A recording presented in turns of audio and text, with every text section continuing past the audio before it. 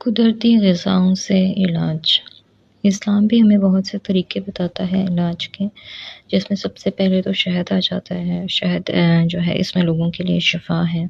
پھر اس کے بعد کھجور آ جاتی ہے۔ کھجور بھی اس کے اندر بھی فائدہ مند اجزاء ہیں اور اس قسم کے ہارمونز بھی پائے جاتے ہیں جو بچے کی ولادت کے وقت ماں کی تکلیف میں کمی کرتے ہیں۔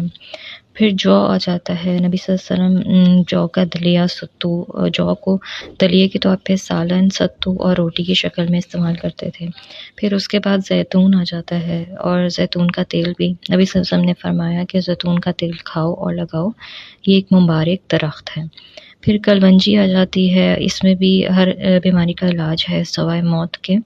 اور پھر اس کے بعد جو ہے وہ آب زمزم آ جاتا ہے۔ نبی صلی اللہ علیہ وسلم نے فرمایا کہ زمزم بھوکے کے لیے کھانا ہے اور بیمار کے لیے شفا ہے۔ یہ طبرانی کی حدیث۔